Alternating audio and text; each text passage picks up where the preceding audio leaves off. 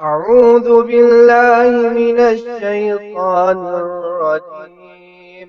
بسم الله الرحمن الرحيم.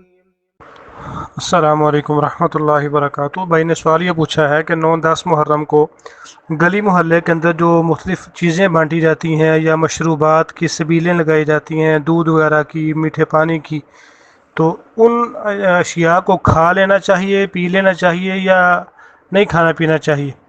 پہلی بات یہ ذہن میں رکھیں اور اس بات پر اپنا عقیدہ قائم کر لیں کہ نظر اور نیاز صرف اور صرف اللہ کے لیے، اس کی ذات کے لیے، اس کی رضا کے لیے دینی چاہیے۔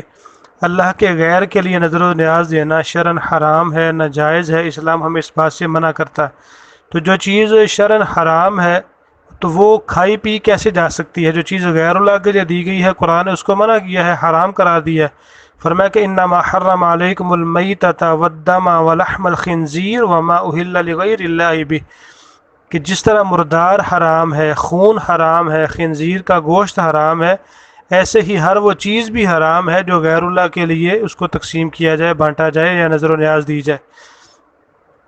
تو اگر کسی مسلمان کے بارے میں یقین ہے کہ یہ اس نے ویسے کوئی چیز تقسیم کی ہے اللہ کی رضا کے لیے، غیر اللہ کے لیے نہیں بانٹی، تو وہ چیز کھائی پی جا سکتی ہے۔ لیکن ایسے لوگوں کو بھی چاہیے کہ وہ پورے سال کے اندر صدقہ و خیرات بھی کر سکتے ہیں، چیزیں بھی بانٹ سکتے ہیں اللہ کی رضا کے لیے، لیکن ان دنوں کے اندر ان کو گریز کرنا چاہیے، پرہیز اور اجتناب کرنا چاہیے، تاکہ ان سیاہ روحوں کی جو ہے وہ حوصلہ افزائی نہ ہو اور ان کی مشابہت نہ ہو۔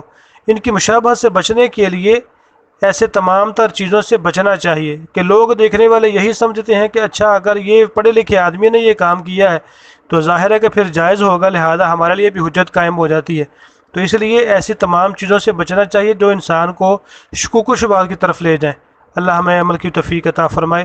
السلام علیکم ورحمۃ اللہ وبرکاتہ۔